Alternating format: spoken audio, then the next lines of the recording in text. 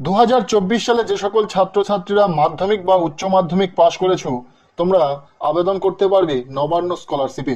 কি এই নবান্ন স্কলারশিপ? এই নবান্ন স্কলারশিপে কারা আবেদন করতে পারবে, আবেদন করার শর্ত কি রয়েছে, মাধ্যমিক বা উচ্চ মাধ্যমিক পরীক্ষাতে কত নাম্বার পার্সেন্টেজ থাকতে হবে, কবে থেকে আবেদন শুরু হবে, আবেদন করতে কি কি ডকুমেন্টস লাগবে, অর্থাৎ নবান্ন স্কলারশিপ সম্পর্কে A to Z বিস্তারিত তথ্য এই ভিডিওতে থাকছে। কাজেই ভিডিওটি শেষ পর্যন্ত দেখবে। ভালো লাগলে লাইক করবে, আমাদের এই চ্যানেলে নতুন হয়ে থাকলে অবশ্যই চ্যানেলটিকে সাবস্ক্রাইব করে রাখবে।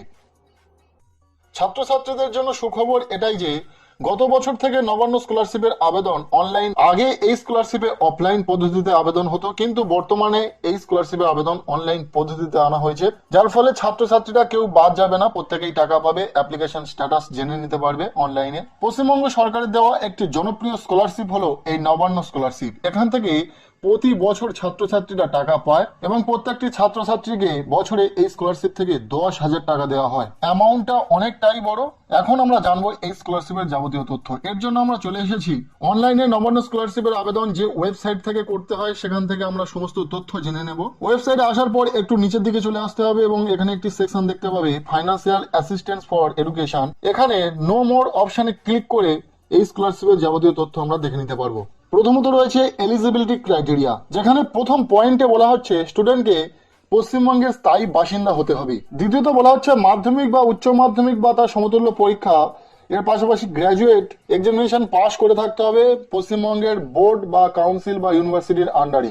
নেক্সট রয়েছে নাম্বার পার্সেন্টেজের ক্রাইটেরিয়া, যেখানে বলা হচ্ছে মাধ্যমিক বা উচ্চ মাধ্যমিক পাশের পর যে সমস্ত ছাত্রছাত্রীরা মাধ্যমিক বা উচ্চ মাধ্যমিক পরীক্ষাতে মিনিমাম 50% বা তারও বেশি নাম্বার পেয়েছে কিন্তু 60% এর কম, তারা প্রত্যেকেই এই নবান্ন স্কলারশিপে আবেদন করতে পারবে। 50% বা তারও বেশি নাম্বার যারা পেয়েছে কিন্তু 60%-এর কম, তারা প্রত্যেকেই এই নবান্ন স্কলারশিপ আবেদন করতে পারবে এবং টাকা পাবে। তবে যারা পোস্ট গ্রাজুয়েশন করবে তাদের জন্য আন্ডার গ্রাজুয়েশন লেভেলে 50 to 53% এর মধ্যে নাম্বার থাকতে হবে, অর্থাৎ 50% বা তারও বেশি নাম্বার কিন্তু 53%-এর কম নাম্বার থাকতে হবে। এরপর রয়েছে অ্যানুয়াল ফ্যামিলি ইনকাম, যেখানে বলা হচ্ছে 1,20,000 টাকার মধ্যে হয়ে থাকতে হবে স্টুডেন্টের অ্যানুয়াল ফ্যামিলি ইনকাম। সাধারণত স্কলারশিপটি দুস্থ এবং মেধাবী ছাত্রছাত্রীদের জন্য, তাই অ্যানুয়াল ফ্যামিলি ইনকামের ক্রাইটেরিয়াটা অনেকটাই কম। 1,20,000 টাকার মধ্যে যাদের অ্যানুয়াল ফ্যামিলি ইনকাম রয়েছে তারা এই স্কলারশিপে আবেদন করতে পারবে। এরপর লাস্ট পয়েন্টে বলা হচ্ছে অন্য কোনো স্কলারশিপ পেলে এই স্কলারশিপটি স্টুডেন্ট পাবে না।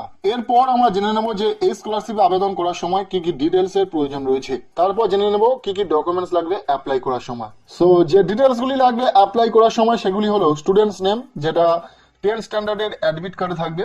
নেক্সট লাগবে গার্জিয়ান নেম, এজ, 10 স্ট্যান্ডার্ডের রোল নম্বর অ্যান্ড ইয়ার। তারপর লাগবে ফুল অ্যাড্রেস উইথ পিন, লাগবে mobile number, email ID optional রয়েছে, দিতে পারো নাও দিতে পারো, এবং সব শেষে লাগবে ব্যাংক ডিটেলস। অ্যাপ্লাই করার সময় সাধারণত এই কয়েকটি ডিটেলস এর প্রয়োজন রয়েছে। এখন জেনে নেওয়া যাক যে অ্যাপ্লাই করতে কি কি ডকুমেন্টস লাগবে। প্রথমত যেটা লাগছে স্টুডেন্টের address, mobile number, email ID, যেগুলো আগেই বললাম। নেক্সট লাগবে recommendation letter, recommendation to the honourable chief minister from local MLA MP.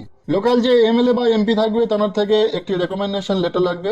লাগবে annual family income certificate. Income certificate যে অথরিটি থেকে ইস্যু করাতে পারবে সেগুলি হলো minister incharge, minister of state, DM, SDO, BDO, joint BDO executive officer, deputy commissioner. এখান থেকে যে কোনো একটি অথরিটি থেকে ইনকাম সার্টিফিকেট ইস্যু করাতে পারবে।